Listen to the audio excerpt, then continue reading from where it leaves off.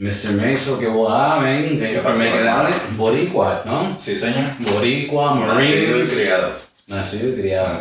¿Y qué tal en tu isla tan bella? Preciosa, la extraño mucho. Hace tiempo que no voy por allá, pero con el favor de Dios, tal vez este año probablemente vaya a visitar. Ah, qué bien. When did you come to California? I've been in Cali since 03, man. What's your description? How do you describe yourself? You're a Second Amendment pro-gun advocate? I call myself a Second Amendment instructor and advocate because a lot of people in my field they call themselves a firearms instructor, but I am a Second Amendment instructor because I take great pride and put a great importance in teaching my students about the Second Amendment, the story about it, and everything that comes into play when you become a firearms owner. However, I want to go back to answering your question about what's wrong with California and the Second Amendment. I haven't said this too many times, but California and some other handful of states successfully criminalized the exercise of the Second Amendment on the state, law level. Now, if you're aware, we have up to 25 states that are constitutional carry now, where they have effectively removed the government from, the people having to request permission to exercise the rights. Here in California, we are like 180 from that. We have the government way too much intertwined in the Second Amendment. We don't have in the state of California's Constitution a version of the Second Amendment. We have a version of the First Amendment and a number of the other rights in the United States Bill of Rights, but they skipped right over the Second Amendment. The only way that California laws speak about firearms is in the penal code, which means that anything related to firearms is seen as negative first, including the exercise of the Second Amendment by good, peaceful people. It's, you violated this penal code section, whatever. And that's one of the biggest problems that we have. There's ways to get the CCW, which you just explained and confirmed. Mm-hmm. But some of the problems with that is that now you're on a list of this person holds a CCW. This person holds a CCW. This person has these specific firearms. These persons has these guns. In your license. They have these guns, and then supposedly I heard that anti-gun people can access certain information and start harassing and start bothering and start, whatever. What's that about? The state of California said that they were going to use this database to do research for crime prevention. Okay, they just want to figure out any and all ways that they can to prevent crime in California. And what fantastic idea. Well, we have all these names of these people who conceal carry. Let's go ahead and compile this database. And we're going to give it to these researchers in academia. And they're going to help us figure out what is driving crime. Now, mind you, the entire Second Amendment community here in California, we went up and figuratively up in arms, right? Wait, what? Yeah, Why are you guys know that concealed carry permit holders in California commit close to zero crimes in the state of California. So what makes you think that messing with our data of our information is going to give you some sort of path to preventing crime? Yeah. So what happened? they put the database together. On the very first day that they rolled out the database, they said that they were going to protect our private information. The very first day that all our private information, address, what kind of firearms we had, social security numbers, phone numbers, all that stuff was publicly available. How is that To not a this lawsuit? day, the California Attorney General, Rob Bonta, has not apologized to a single, publicly apologized to a single gun owner that had their data, available for the whole world to see.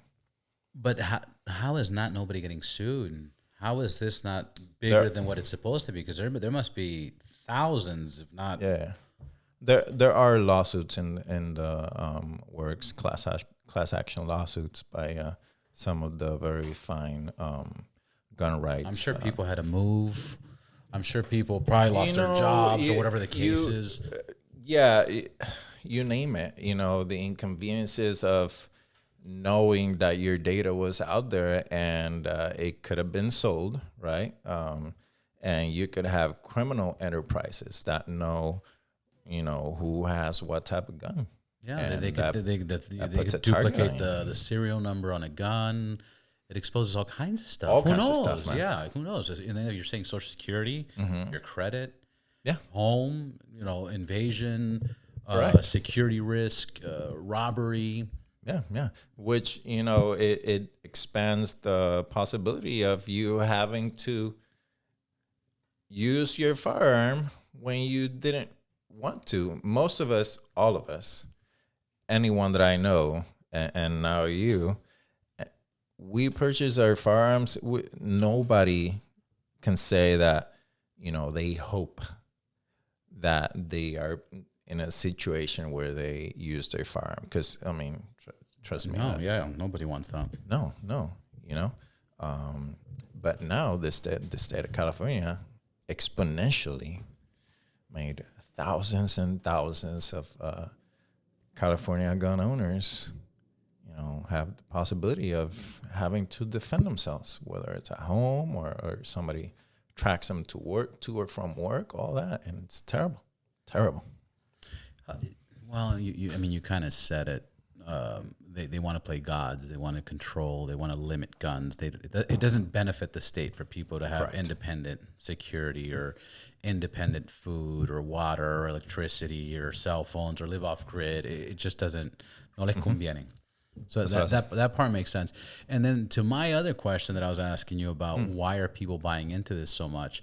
You explained because the news goes with what's big news, what sells. Correct. But that's not my question so much. That I get that point, very valid point. But my question is, why is the public so fucking weak-minded and just buys this, man? Like some people just get fucking mad. Like I'll give you a simple example. I can answer it. I'm watching a video and this vegetarian screaming at this guy because he's eating chicken wings. And she's like, "Oh yeah." So I watched that video. Everybody saw it. It was like one of the most. I think the guy put like my most watched fucking 2022 video, and he's like, "Okay, you killer," but people are so passionate and like why? Let me answer it this way, and I did answer this question to somebody else very recently. For a very long time here in the United States. We have been enamored with being saved by somebody else. We have been enamored as a society in the United States by having some hero or heroine to come and save us. I need help, please, somebody help me. And not the self-reliant side of taking care of yourself and your loved ones. And that is why let me tell you a story. When I first rolled out Triggerology, which is the name of my firearms training company, I was using this app called, you may be familiar with it or not, called Nextdoor. Yeah. Because I figured I live in eastern LA County in the city of Pomona, right in between, right next to Claremont and Laverne. It's an extremely liberal area. But I know that there are gun owners all around me. So I went and used the application to roll out, hey, I am a firearms instructor right here, your friendly, neighborly firearms. Real quick, Sure. Nextdoor, just for the people listening, is an app where you pretty much register and you have communication with people in your community. Correct. And if you want to sell something or share something or have an experience or lost a dog or whatever the case is, it's a community-based app. Yeah. And so I started making posts. Hey, if you have any needs, any questions, anything, just reach out. The vast majority of replies I would get were people saying, no, this is not the Wild West anymore. No, you gun nuts, blah, blah, blah. White supremacists. You can see the color of my skin. They didn't hear your accent in the text? No. It's the Boricua, white supremacist. And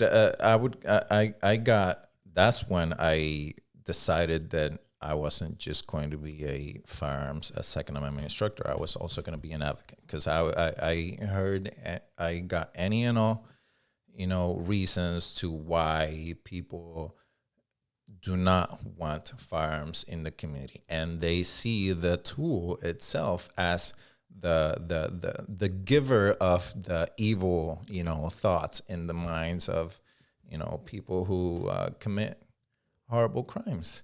It's kind of amazing, because it seems like people have not studied history enough that, evil deeds have happened all throughout the history of humankind. Before guns. And it was even crazier. Absolutely. I just came to a conclusion. This just hit me. I think I know what's going on. What's that? I had a buddy of mine. He worked at an insurance company. And as they would ask people like, all right, do you have any blah, blah, blah, driving record, any accident? Oh, you got one ticket, but I'm a good driver. And they had this technique where they're like, hey, we have a device that we can plug into your car for a month and watch your driving. If you do good, we'll, we'll fucking give you your discount, but if not, it can go up. And they're like, no, it's okay. No, whatever rate it is, I'll just take that. And that was everybody's mentality. I think the problem is people don't trust themselves with guns. Correct. 99% of the people, they're like, anti-guns, no guns. They can't control themselves with guns. What I am comparing it to, it's like driving. They will say they are a good driver. Like I have a friend of mine. He's a dear friend of mine. If I talk to him about driving, he'll be like, yeah, I'm a good driver. As soon as I get into the car, he's like, hey, you want to drive my car? I'm like, why? He's like, dude, I'm a terrible driver. Terrible driver. I know that. I accept it. I'm a terrible driver. But they also project that to everybody else. If I can't, right, exactly. If I can't trust myself with a firearm, Claro, then nobody trust. I don't trust anybody else. Right, exactly. Absolutely. And that's it. So it's not the people owning the guns. It's the people not owning the guns. It's this is perfect because ride boundless and I ride motorcycles. If everybody had to take a motorcycle course or a class, just a one-day class, before they can get their car driver's license, the roads would be so much more safer. People would be more alert. Yeah. Sharing the road. When people see me riding a bike, people are like, "Oh, I know somebody that crashed and died." And I'm like, "Dude, first of all, why are you telling me that?" Right? But then when I meet people and I see them again later, they're like, "Hey, ever since I met you, or I know somebody in the motorcycle community, I notice bikes more." And now I move out. Now I see it, and I'll move out of the way. Aware, it's just more aware, and it's almost like everybody should sign up for a gun class, even though if you don't need it. You don't have to buy a gun. No, you're not. Nobody's saying to buy a gun at all, but maybe taking a course and learning about guns and how they work and how they function. It's not. The thing that people don't understand, it's a bullet small. Like, it's not easy to shoot and kill either. It's there's a lot of responsibility and there's a lot of moving parts to the whole process. And I don't think people understand that part, you know? And again, it's back to, they just don't trust themselves. Correct. And I like how you brought in the fact about writing and how people will say, oh, I know somebody that crashed or whatever. There's inherent risk in the vast majority of things that we do in life. Mire, mi abuelo decía, lo único que se pide para morir es estar vivo. Uh-huh. The only requirement to die is to be alive. Yep. We've heard of the Olympian female American runner, you know, die from lung cancer and never smoked in her fucking life. Right, you know, like it's just... Yeah. The way that Steve Irwin died, he loved... you know, dealing with animals, and he died doing dealing with animals. Yeah, dealing with animals with a freaking what was it? Yeah, I'm trying to blank. Stingray right through his heart. It was through his heart. That's right. Yes. I forgot about that. There's incident. inherent risk in everything that we do, whether it's something that you love doing or something that you do because it's the way that you make your... Well, again, there's the, you know, mother breastfeeding her baby, and she's at home breastfeeding her baby, and then there's a bullet that, you know, comes in from gangster shooting, whatever the case is. Absolutely. You Absolutely. know? Absolutely. Yeah, you can't live like that. You can't live like in that fear. No. What do you teach? How many days is your courses, and what is the agenda of what you teach? What's the breakdown? So the vast majority of my teaching is in my bulk, which is what I decided to focus on my business, is the vast majority of firearm owners that do not touch their guns. They bought them and they lock them away.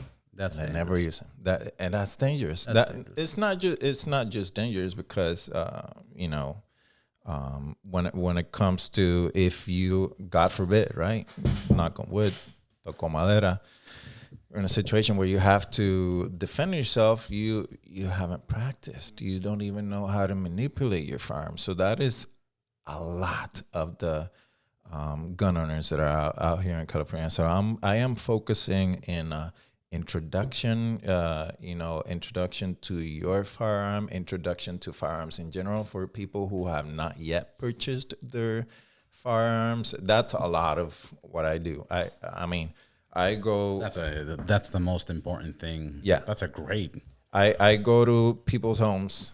I bring firearms on a table like this, in their kitchen table, lay them out.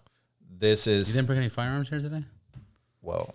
Coño, man. Come on. I got the one that's on me. Okay. But this is a shotgun. Yeah. This is, you know, these are the type of ammunition that the shotguns take. This is the handgun. This is the rifle. Let's look at the layout of your home. What would make more sense for you, dad or mom, who are thinking of buying your first firearm for home defense? A lot of people go with, oh, I'll just get a shotgun. It's not that simple. It's not that easy. You need to consider so many different variables of what it is your situation that you have in your household. What's your household composition? What's the literal composition of your house? What are the walls made of? Do you have neighbors? Correct. Do you have people all of upstairs, downstairs? Yeah. What kind of ammunition are you going to get for your shotgun? You know. So the bulk of my classes are introductions like that, getting people to think about things that they have probably never ever thought about. And I mean, as I'm telling you these things, because that's the way that I structure my classes, is just to get their minds going about, because this is all about scenarios, right? What if? Their eyes just getting into their brains, and they're just absorbing all this information, and all of a sudden they have questions in their mind that they never ever considered. And so I take great pride. I typically, my typical class is about 2 hours, because past that it's information overload. Yeah. Once we are past the, of course, super heavy on safety, I teach them with their kids. I've taught many classes with teenagers, How young? younger kids, as young as they are, man. Like, what's the youngest you've taught? Like, Probably maybe 9, 10. But it's so my 4-year-old's too young, huh? we can before we started recording, you said I teach my kids. It's all about taking first and foremost, take the curiosity out of their head, 100%, and then supply a very heavy amount of respect for what it is that this thing is. That's right. Do you want to introduce what it is that it does if you handle it incorrectly? I don't know.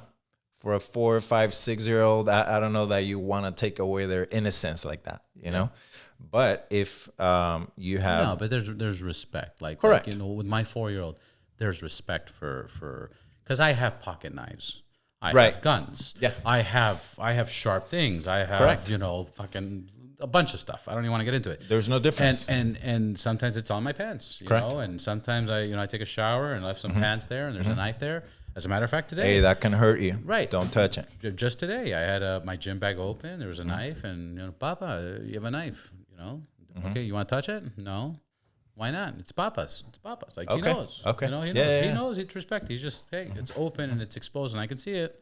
But I'm not worried. I'm not worried at all that he's gonna grab it open and run with it and fall or something, have an accident. Yeah. But I don't hide anything from him. And then the other thing that I do, which people hate this, but I don't give a fuck because I see how it works, and I don't see a problem with it. I cuss around my kid, and now, I'll talk to you, and he'll be sitting there, and I'll be like, "Hey, the fuck are you saying?" Or "What the fuck happened? Can you fucking believe that?"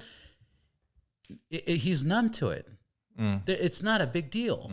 My friends' kids, you say "fuck," and they're 6, 7 years old, and they're all bam, bam, bam, he said, and now it's two adults having a conversation, and the 6-year-old's making this loud alarming noise and making a scene in front of everybody about a word. Where my 4-year-old's like, you know what he does? He does this. If he hears somebody say "fuck," if we're talking and you say "fuck," he'll be like, "Papa, he's using your word." That's what he does. But he's numb to it, and he respects the word, and he knows he can't say it. But I'm not going to hide it because it's the same concept. You're going to see knives in the world, right? You're going to see guns one way or another in the world, and you need to know: do I touch it? Do I not touch it? How dangerous is it? How is it going to affect me? And I explain it. Correct. Same thing with parenting. You could say, "Don't do that," and leave it there.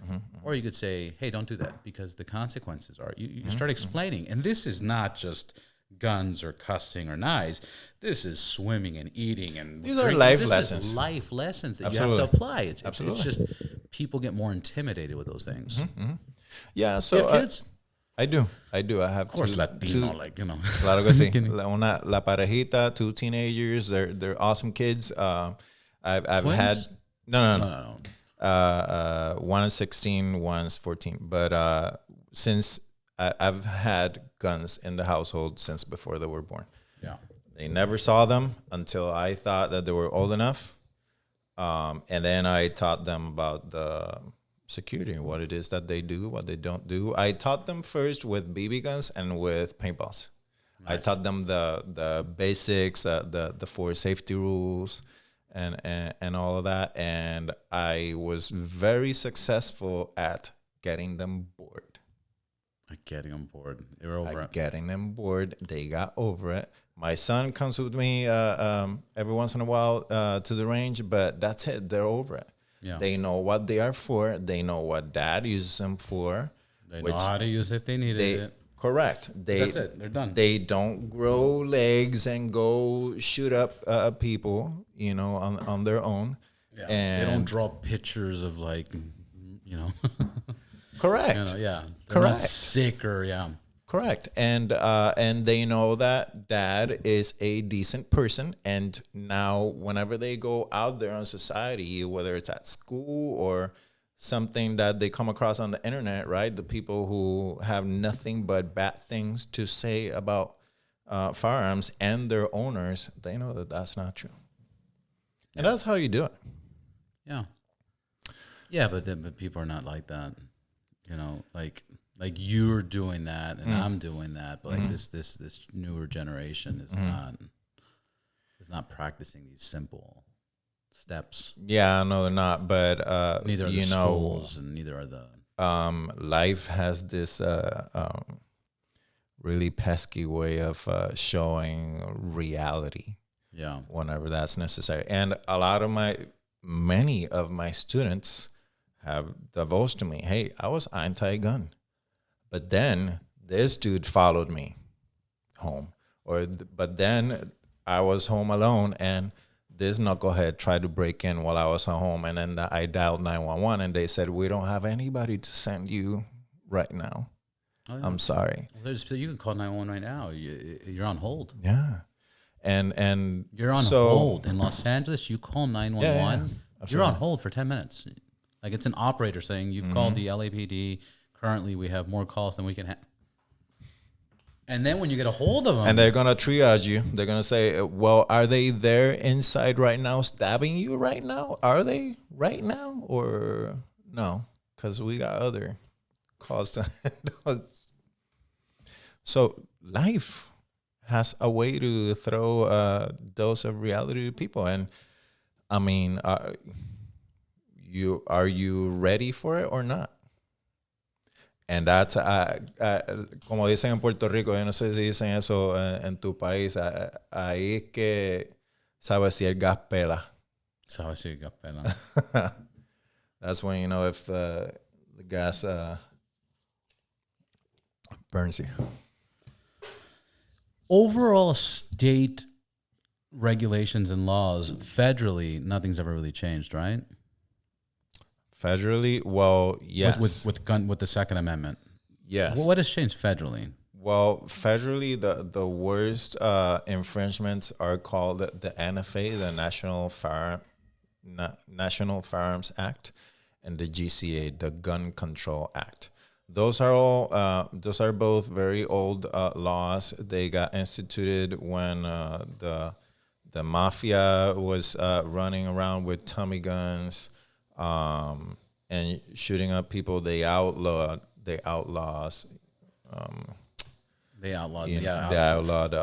machine guns. Right.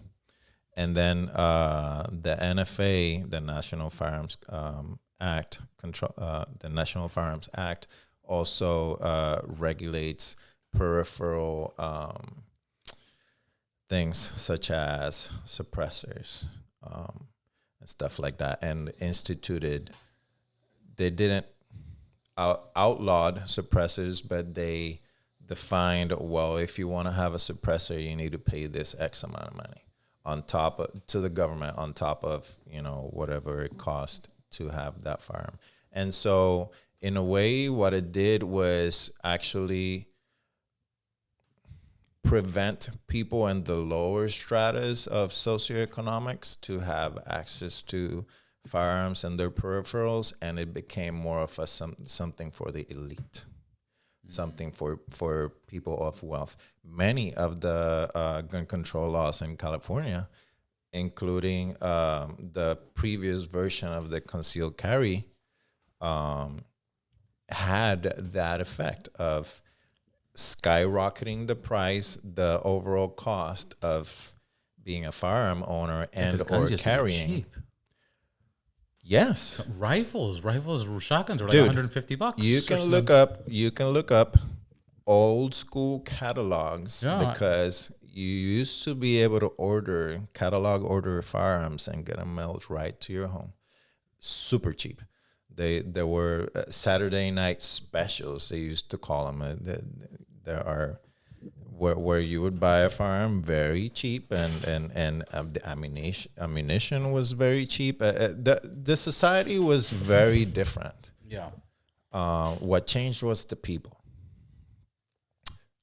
What changed was the people, and the people looking to government for their solutions rather than handling stuff appropriately. If somebody decided to violate your place of solace, like your home, with a firearm, you would handle it right there and there. One of my favorite T-shirts says, "Before there was 911, there was 357, baby." That way. And that's the way it was. But we shifted, right, to looking to government for our solutions, and slowly, all that was eroded, and we began blaming the tool rather than the individual. To this day, this morning, one of the larger gun control advocates in the country, it's called Everytown, is heavily funded by Michael Bloomberg, former New York mayor or governor? I think governor. They make all kinds of outrage posts in their social media. They made a post about in 2022 there were over 6,000 children killed in the United States by guns. By guns, not by the criminals, by guns. My response to them was, well, a lot of that it's actually gang related. Y'all very conveniently left out that the vast majority of gang membership is children from as young as ages 11 all the way to 17, 18, which are their foot soldiers, and they are the expendable part of the gang membership. Those are the ones that carry out all the bad deeds for the leadership. And those are the ones that are ending up dead. But that is an inconvenient part of the equation that the gun control people leave out. Well, not only that, they also leave out the cops shooting and killing with guns. That also goes into that batch. That also goes into the statistic. You have regular crime. You have gang crime, theft, and then there was something else that was also suicide. Suicide was the other one. Yep. Those all get thrown into the numbers. So then people are like, it's this many people that are dying from guns. And it's like, wait, time out. Again, you have 40,000 people, healthy individuals die from car accidents. They manipulate the numbers. It's pretty stupid. But if you see that breakdown and you look at, then the other number that's in that random shooting is self-defense. Correct. So you have self-defense, gang on gang, cops on criminals, suicide, and they rack up that number. They go, look how many deaths. Correct. Guns are killing. Because even if the way the statistics, because they can lie with statistics all the time, even somebody who, just like you said, somebody who used their firearm in self-defense, that's still there will be an agency that will count it as a homicide. Homicide is the death of a human being by another. Right. Even if it is in self-defense. And so or that's how gun violence. Correct. It'll be in that. Oh, gun violence. Self-defense, gun violence. And that's all the categories that we're talking about. Yeah. And that's how we end up with people that consume all that, biased information. And that's how they figure their perceptions. Now, I find it very difficult to believe or accept that people will hear this conversation or many other conversations like this, teaching this information. They'll be like, oh, fuck, I had no idea. That's fucking amazing. What the? I wasn't told such a thing. Right. Now I get it. How do we get into those people's heads that just don't get it, or we just kind of... I'm so glad you bring that up, because a lot of the work that I do online on my social media is pushback. And the pushback is not necessarily to, I'm not trying to convince the people that have their feet cemented in their anti-Second Amendment. Yeah. It's for the fence sitters. The people who are somewhat, neither here nor there, they're just right? The people that are receptive to information. And those are the people that I want to win over, because those are the people That's a that good point. are seeking information. And I can't tell you how many times I've received a DM, somebody that says, "Hey man, thanks for what you're doing." They'll hey, I saw that reply you gave to this person who said some nonsense, and can we talk more? And that's what I'm here for. Because I mean, for a long time, I was frustrated because being a father, I want my kids to live in a still free society. I stopped paying attention to the larger picture, the stuff that I can't have control of. I can have influence on whatever's closest to me. Yeah.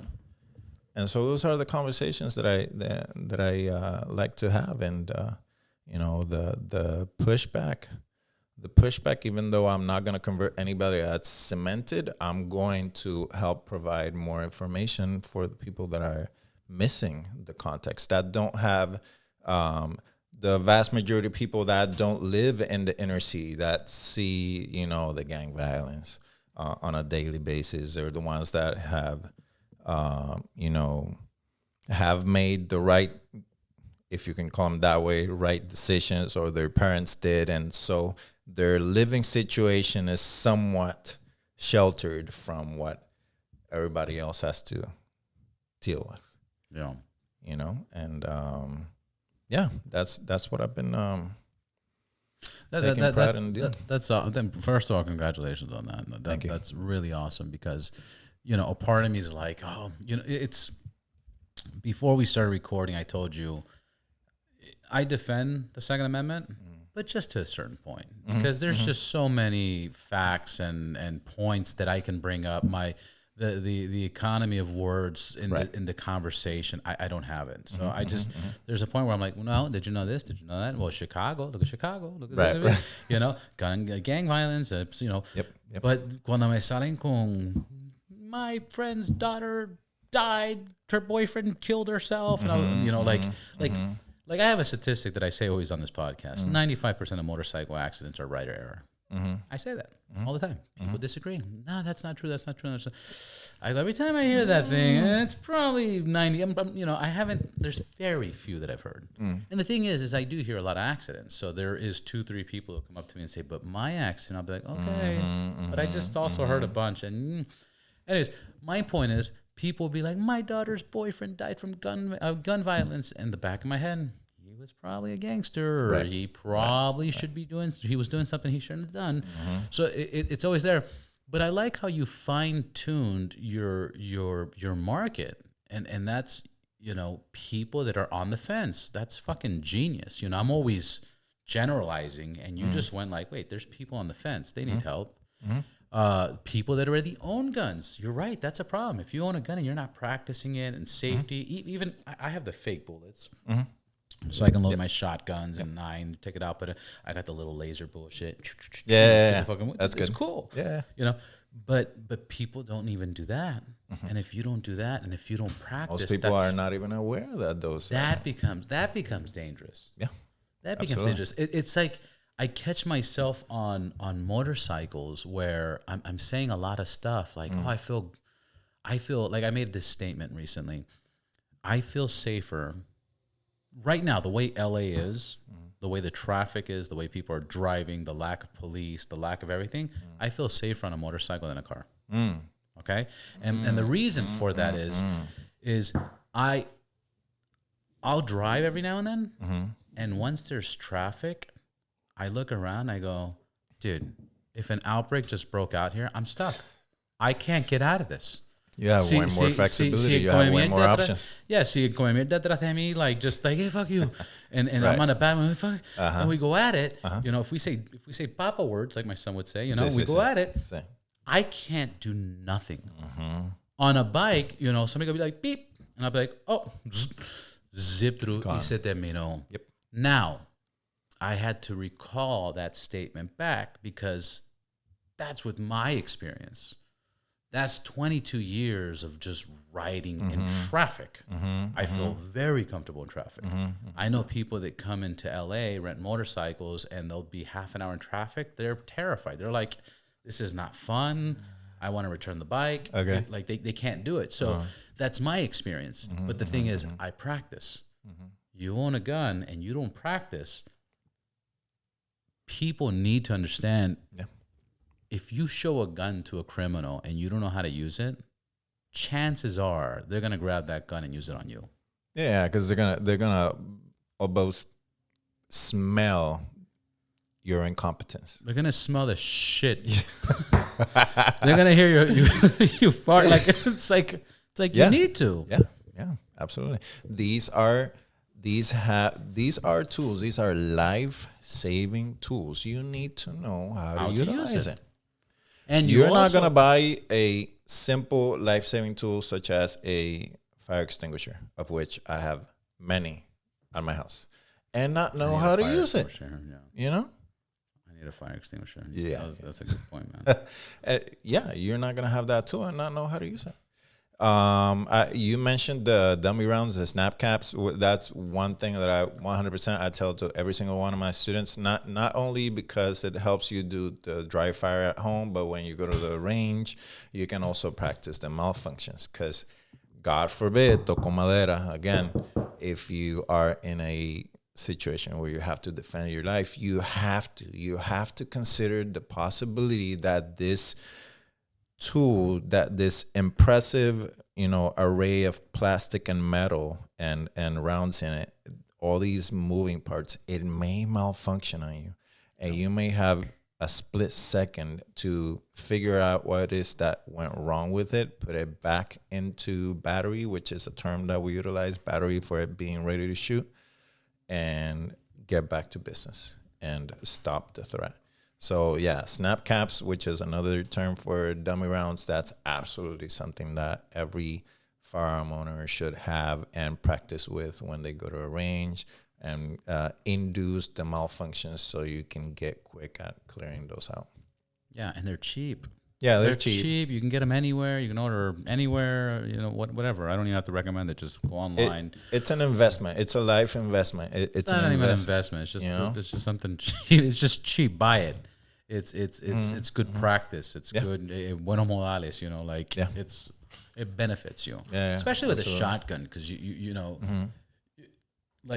want to be able to learn and practice how to unload the shotgun without having to process it, or chamber it. You want to be able to release it. Yeah.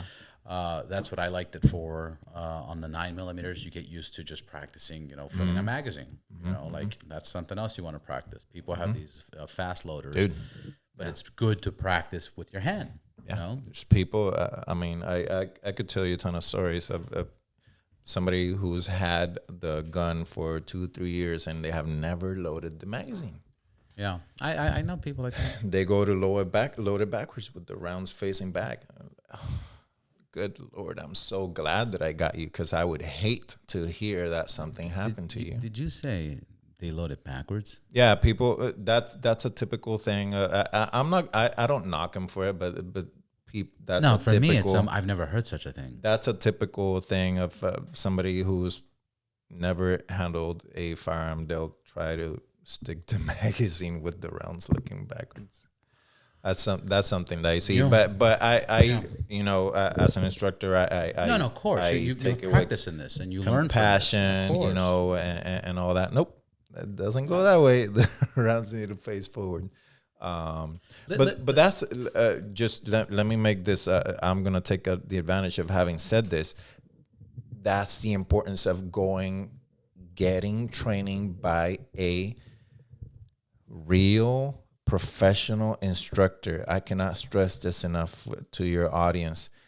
Your uncle or your friend that you go to shoot with, for fun, shooting cans or whatever, up in the desert, they will most likely not see you doing something wrong. And here you are just throwing bullets out on the range, and you're not advancing your skills.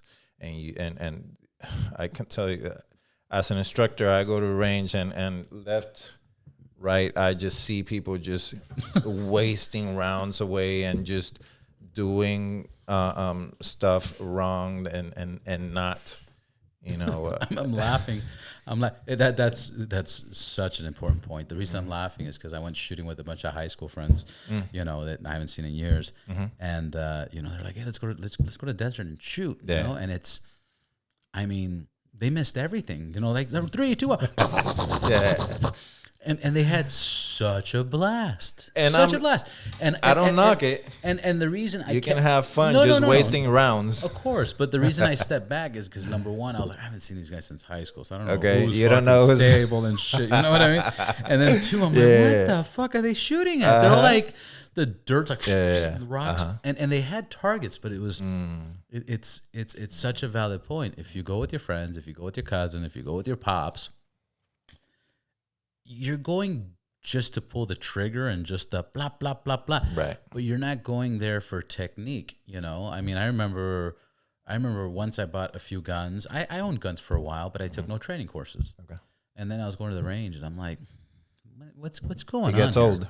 Well, it doesn't get old, but I'm talking about the first few times where I'm like, I'm looking, I'm aiming at that. Why the fuck am I not hitting it? And then it was like, somebody's like, hey, dude, take your magazine out, take your everything out, empty it out, hold the gun still, and pull the trigger. And I'm all, I'm moving it, and I was like, oh shit, like you don't think of those steps, and you have to go to a trainer. Yeah, you have to get. Yeah, man, you have to get a trainer for everything, and period. You want to learn how to ride a bike, you can do it by yourself. Very true. But if you go to a trainer, you're going to feel safer. Mm-hmm. You got to learn how to shoot a gun by yourself. But if you get a trainer, it's going to be better. Yeah. A coach. Absolutely. It's like everybody has coaches. Somebody was making a point online. The President of the United States has advisors and coaches and many, So it's like, it's something to get into. It's an investment. It could save your life. And if it doesn't, I was about to say that. And if it doesn't, use it as a sport. Use it, go to the range and shoot that. But I have a more serious topic for you. Yeah, what's up? This is probably the heavier part of the conversation. Okay. Yeah, let's do it. I don't think we have a gun problem. I don't think so. I think we have a mental health problem. Yes, we do. What are the statistics on mental health? Like that, because people that have mental health issues will grab a knife in Japan and start murdering people. Yeah. The vast majority of the gun deaths are by suicide. Are suicide, yes. No, but even the mass shootings are mental health issues. Yes, they are. How come people don't talk about that? Isn't that a hotter topic than blaming it on guns?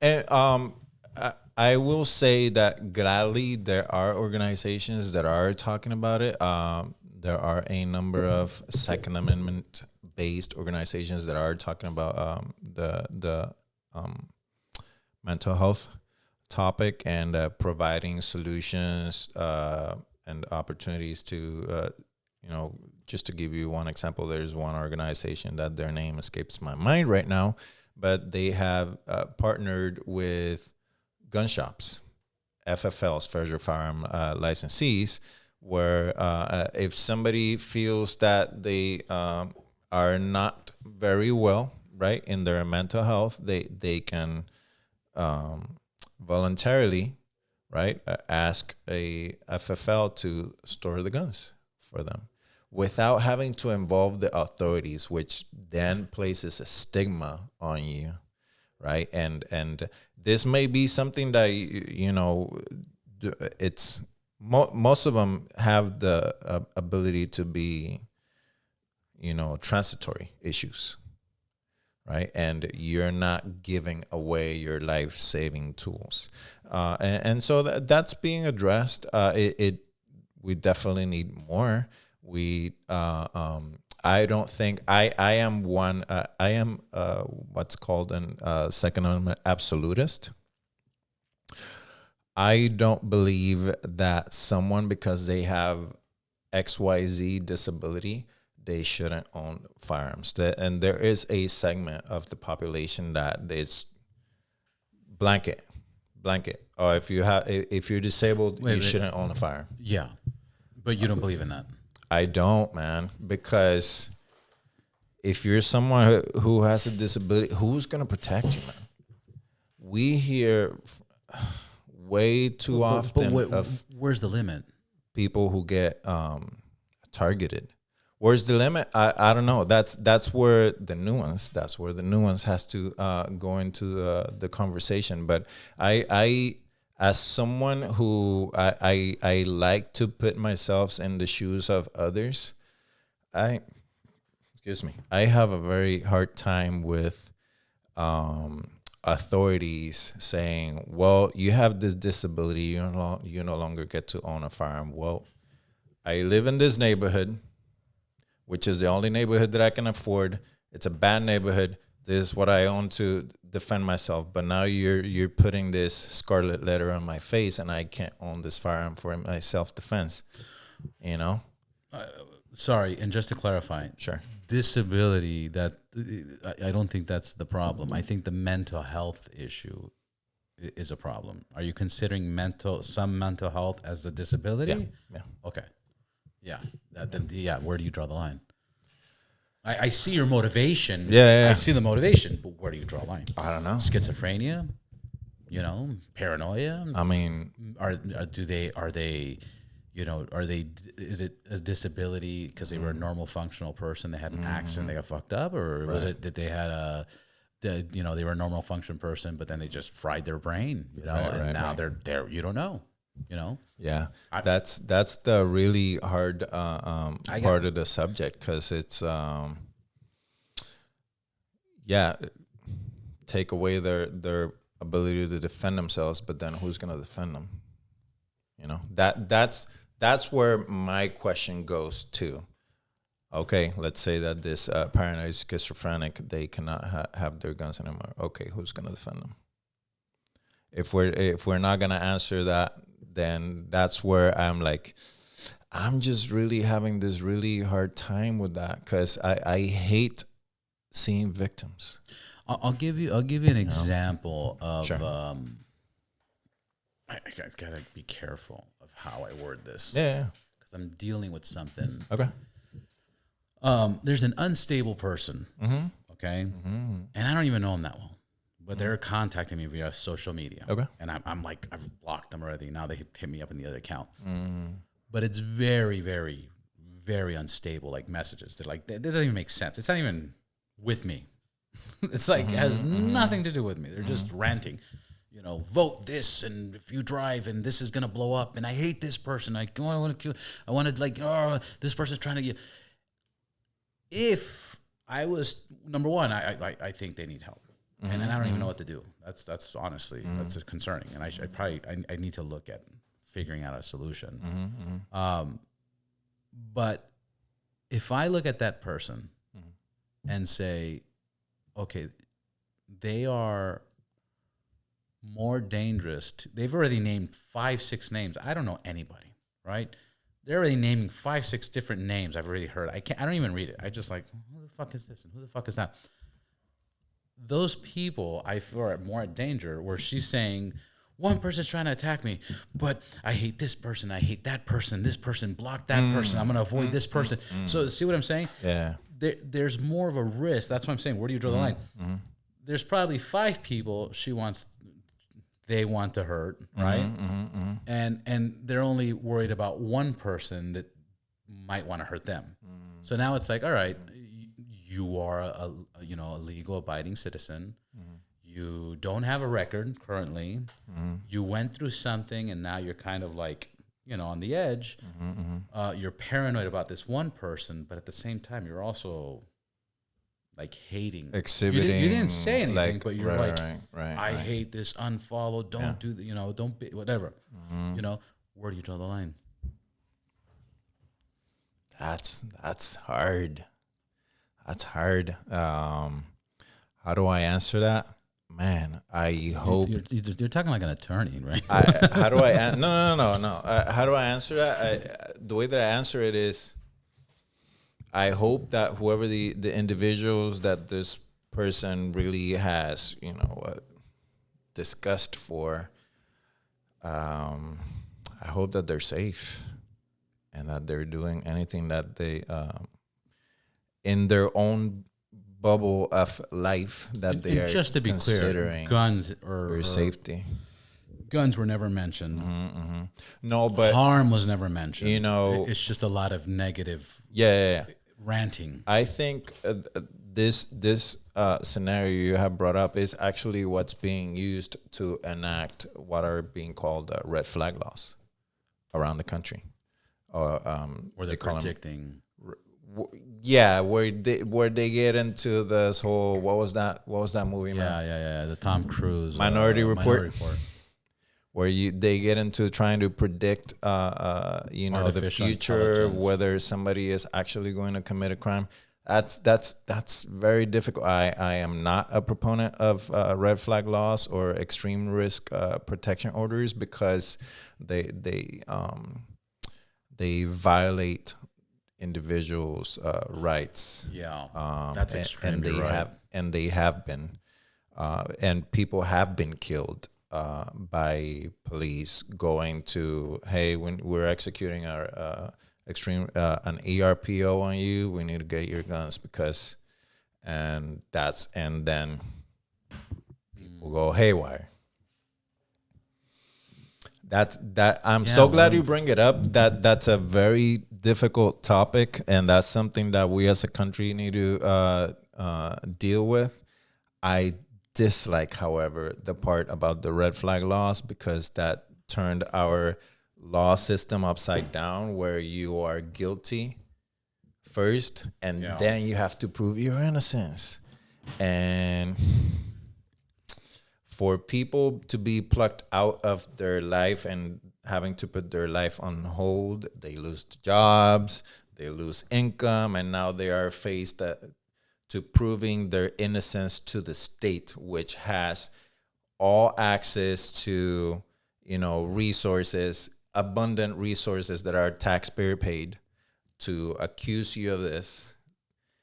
Maybe you have done something, probably, maybe not. You haven't done anything, but here you are having to plead your case to the state when you may have exhibited some behaviors, but you haven't done the deed. Yeah. And that's where our law system is, built. Our law system is built off of deeds. Did you actually carry something out? And then we judge you on the basis of that. But if you haven't, that's tough. That's why where I went to was, I hope the people that this person feels extreme disgust about, I hope that they are considering their safety, because that's, at the end of the day, that's what we can I don't do. know. I don't know if they're real people. I don't know. I have no idea. Very true. It's just so much that I'm like, it could be people in their head. in their head. Yeah. You bet. This back and forth of gun control and laws and where you draw the lines. I had a conversation recently about the gender and transgender bathrooms and blah, blah. Like, it just a regular conversation. Okay. The conversation is going back like a tennis match. But. Oh, yeah. Well, what about this? And what about this? And towards the end, I was like, okay, how do I, this is just going to, they have their opinion. I have mine. This is going nowhere. And then we ended the conversation. And then, when you have a conversation or an argument or whatever the case is with somebody, the next day you're like, fuck, I should have responded with this one, right? Yeah. Well, I ran into the person the next day and I was like, hey, you know what I think is the real problem? It's not what you and I were talking about. That's distracting us from real problems, which is facts, the educational system, which is, what is it? 43% of high school graduates can't read basic instructions. Correct. base the a percentage math. of people math They can't levels. do math and They can't. They can't read they can't read basic instructions. They can't write. They can't do this. So here we're fighting about this person should use this bathroom and this person should eat this and this they're person. first world problems. Yeah, first world problems. Yeah. Yeah. Our life is so good Yeah, we have to worry about everything else. that we have to. But as we're doing that, we're failing so miserably at the basic things, the basic life things, like reading and learning and writing and good and bad and evil and I think it was Andrew Tate that was saying, I believe in God because I've seen so much evil recently. There's so much evil, and when you see this much evil and hate and crime and everybody turning on everybody and whatever that, there must be a the opposite force. There's always an opposite force. Yes, there always is. But it's pretty dark now. I believe that. Yeah. But there's that saying, it's always darkest before dawn, right? Yeah.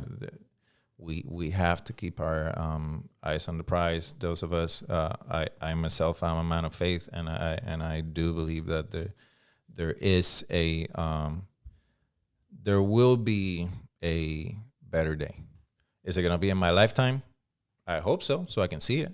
But in this life and with every breath that I have, my focus is in doing everything that I can to make the world not to be too insane for my kids. However, I also want to teach my kids to desire better for themselves and for the world that they are going to be living in. How they go about doing that, I'm going to show them. Yeah.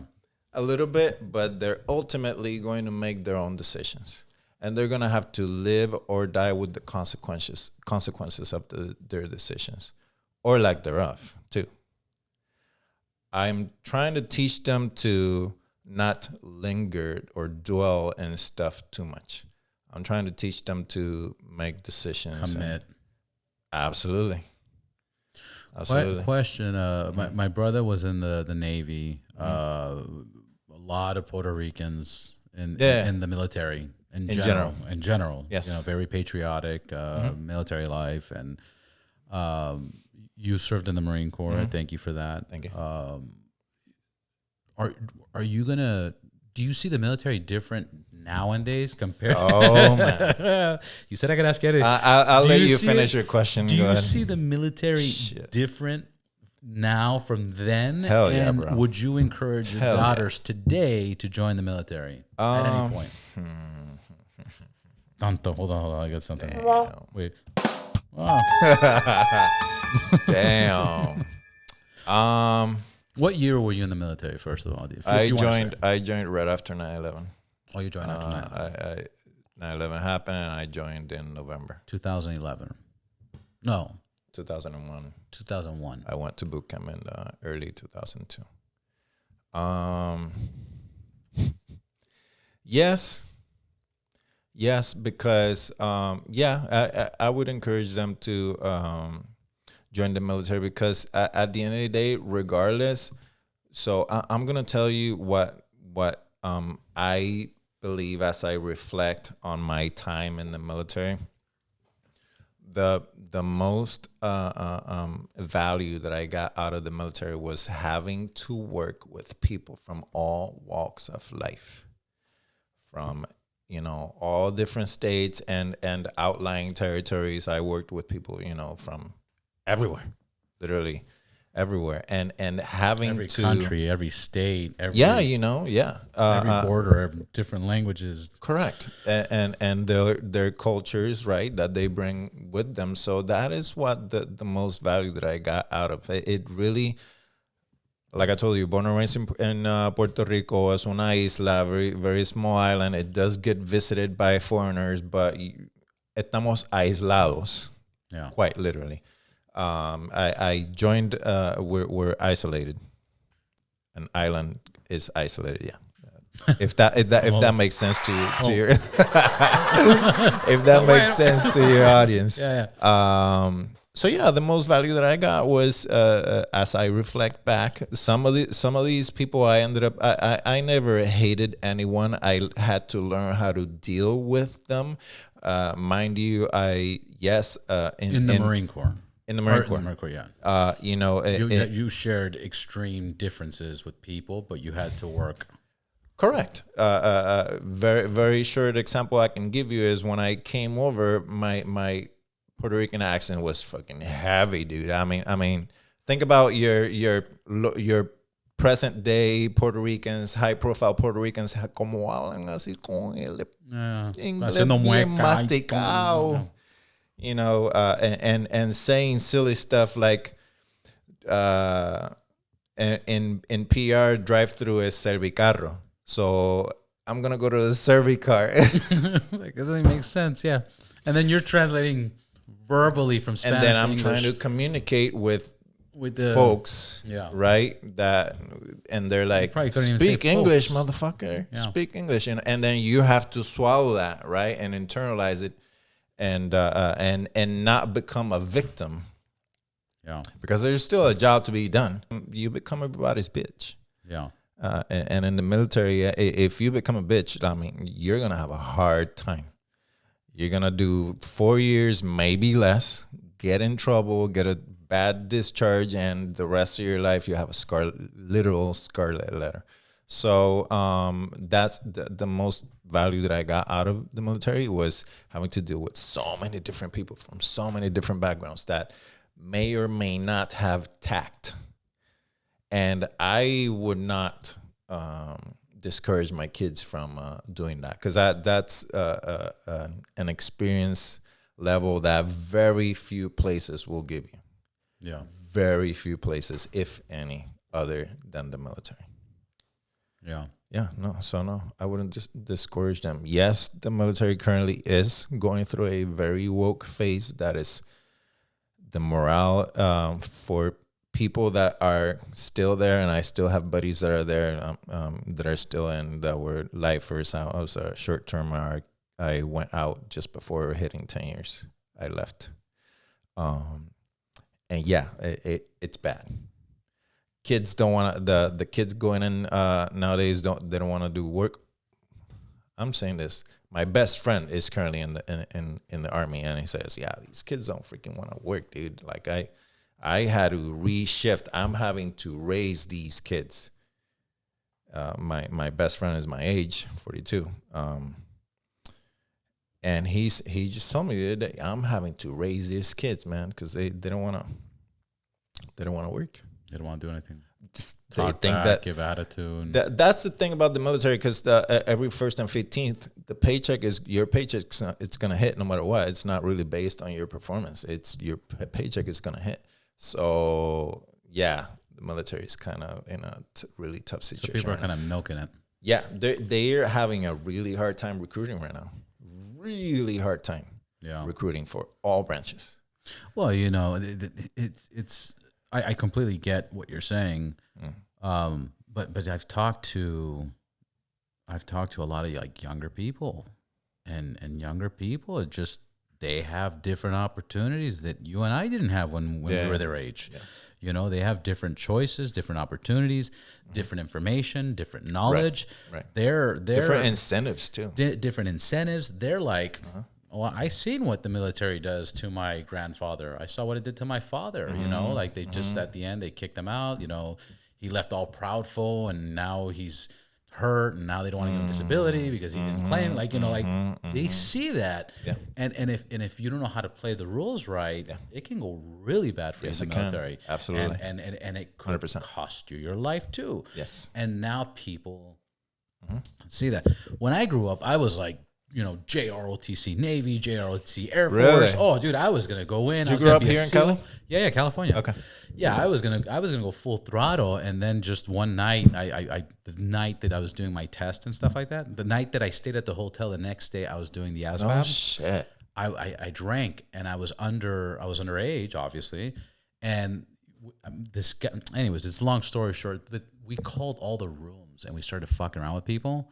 And at the end of everything, they're like, all right, you passed, but we got to do a breathalyzer on everybody in class. And they did a breathalyzer on us. And they're like, you have to come back in 45 days. Oh, wow. And I was selling cars at the time. Uh-huh. And then I was working at a nightclub making cash. And then I was making good money at the car dealership. Okay, after 45 days, I was like, whatever.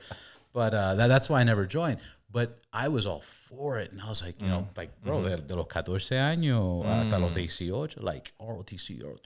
No and people try to make fun of me. I'd fuck them up. Yeah. Get the fuck out of here, bro. I went to military high school in PR.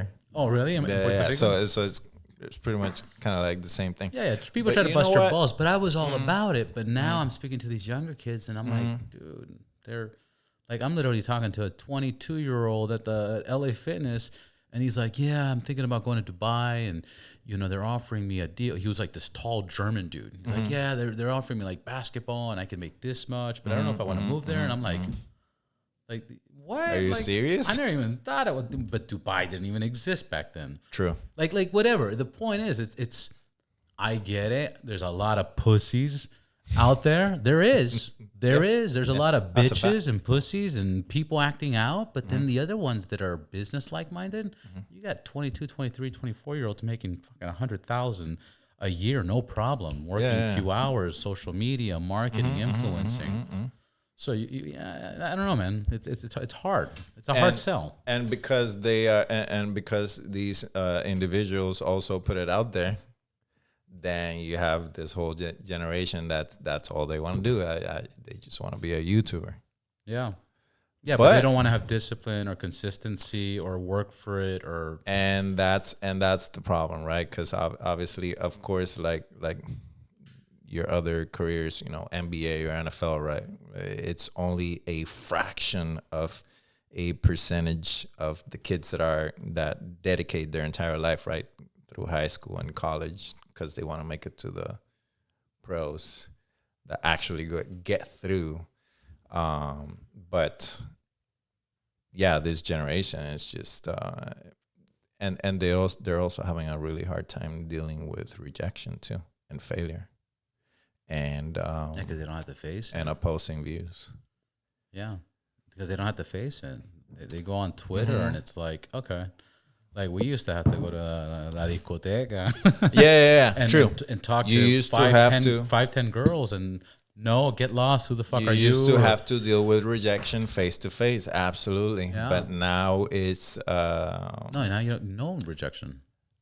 True. Yeah. Now you just left, right, whatever the case is, and if there's a match, there's a match. No rejection. Yeah. So it's entirely different, and that that is obviously affecting how. Going back to my previous statement, society is what changed. And that is why we're having so much trouble with people resorting to violence and taking stuff to the extremes. You've heard that saying, hard times create... Yeah, the fourth turning.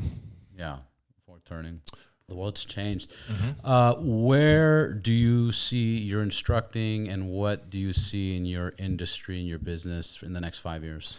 Here in California, we are counting on some very, very good upcoming decisions, knocking down some of these unconstitutional laws. We have I'm sure you're probably familiar with the handgun roster, the assault weapons ban. No, I don't know any of this. You don't know any of this stuff? Tell me. None of it. So, what's a handgun? The reason why the vast majority of when you go to a gun shop in California, they all have the same guns, the same style old guns, and then there's a counter that says law enforcement only. And those are all the cool guns, all the newer generation guns that the rest of the free states, people in the free states can buy. There's a law passed over 15 years ago in California that created what's called the safe handgun roster. It was just a backdoor, a very sketchy weasel law to ban handguns by 1,000 cuts in California. We have currently, it's been in the works for years, a lawsuit to declare it unconstitutional. It's now to the final stretch now with the help of the latest ruling of the Supreme Court in New York State Rifle and Pistol Association versus Bruin, which created a standard of any gun control law has to mirror any gun control law that we have in the States today has to have an analog, a historical analog back to the time that the Second Amendment was ratified, was, instituted. And guess what? There weren't any gun control laws back then. And so what's happening now is we have a multitude of lawsuits to the state of California for all bringing down one by one all these gun control laws. One of the ones it's the handgun roster, which once that is deemed unconstitutional, we're gonna have a flood of newer generation handguns that are going to become available for California. And what that's going to mean for my profession is now all these, gun owners are going to have access to these newer generations of firearms, and then I'll be able to buy them myself because I can't buy them today. Yeah. If you're not a law enforcement officer. Yeah. And the assault weapon ban, once that becomes, that's the one that just banned AR-15 style firearms. That is why most people put these silly fin grips on their rifles if they want to take them out to the range. I don't like those. It's so dumb, man. It's so stupid. What they did was they said if you are able to wrap your thumb around your rifle, you're evil. You must be a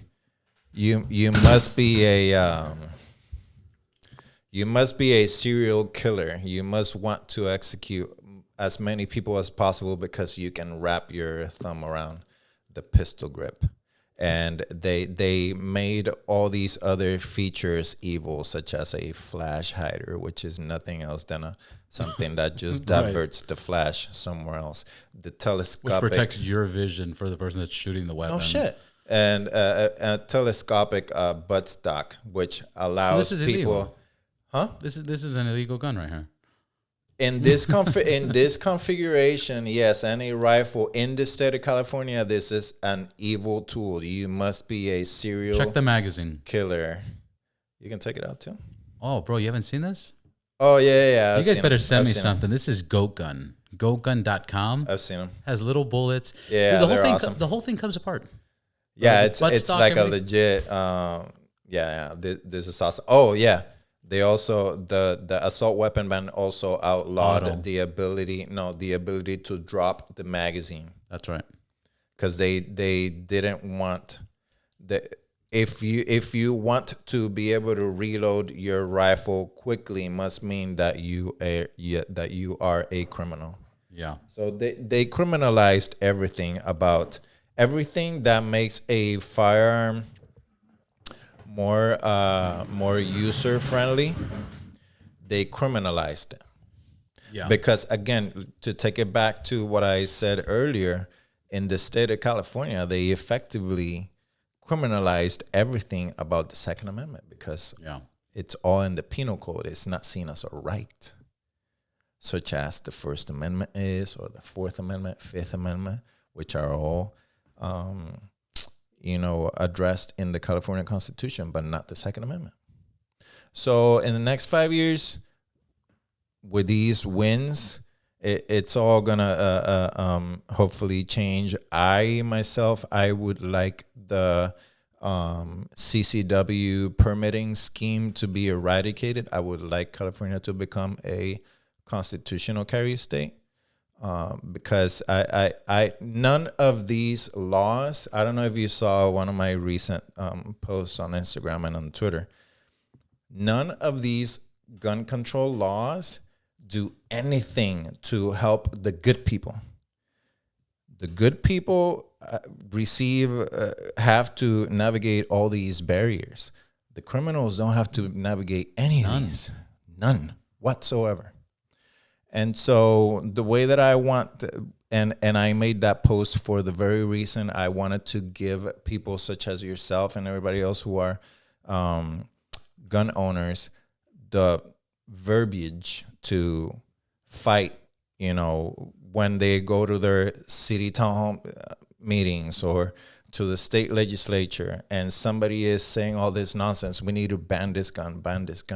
We need to make it less accessible, which is something that they say guns are too accessible. How is that actually going to help me be more on the same level or better than the criminal? You are effectively placing me below the level of people who are an armed criminal. Yes, of people who operate outside the laws. So please help me out here. Please elaborate, Mr. or Mrs. Politician. Yeah. So that's what I want more and more people to take an active role to over the next few years in helping to knock down some of these laws in California. Well, it looks like it's happening, and it looks like we'll see some results very, very soon. Yeah. And people need to also help out the organizations that are helping us out. I'll give them a shout out. The ones that I give them a shout out, and also your Instagram and your page, sure. And your website. Sure, absolutely. So most people they will ask me, hey, so what organizations are out there? The first ones that come to mind are California State Rifle and Pistol Association, CRPA. Gun Owners of America, Gun Owners of California. The Firearms Policy Coalition is one of the main ones that are always putting lawsuits all throughout the states, but they are also very heavily in California because California is one of the most gun-controlled states. But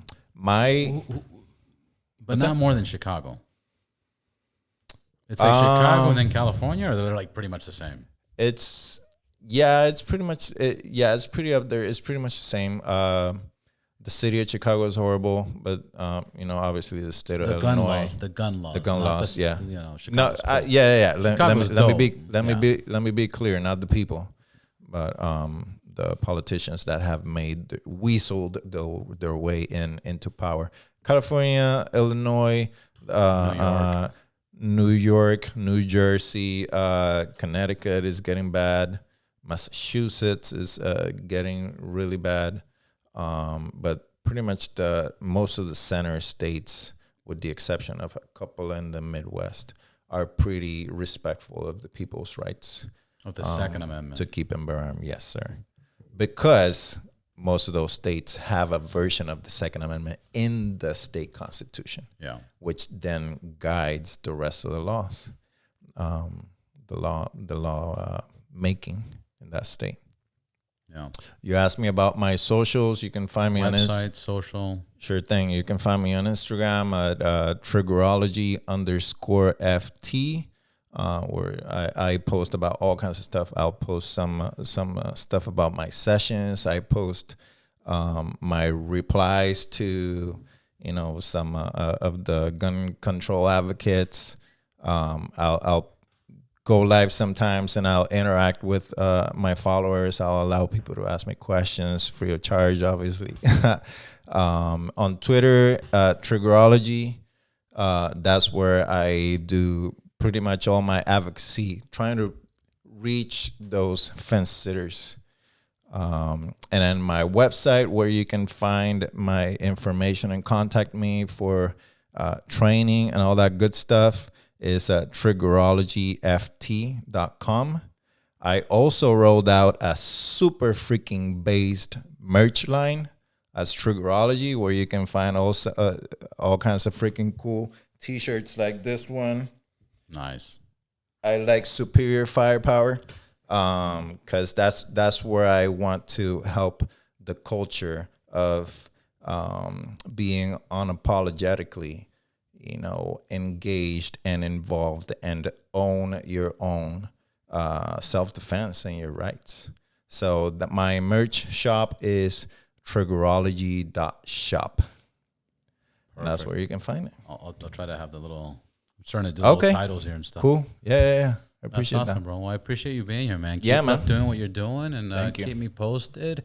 And if I hear any gun questions, I'll do like a little live stream or something. I'm happy to do joint live streams. I've done them with many different folks, whether they're 2A advocates. I've done live stream with Claudia when she was running for Senate, because that's another thing that I was doing, helping people who are trying to help people that are pro 2A to get into places of elected office to make change. Yeah, for the better here in California. So I'm gonna continue doing that, and I can promise all your audience and you that I'm just gonna keep on going. Dale, Chico. Dale. Thank you for being So here. I say, yeah, man. Thank you for having me. I really appreciate you having me. Not a problem, man. Yep. Till next time. Yes, sir.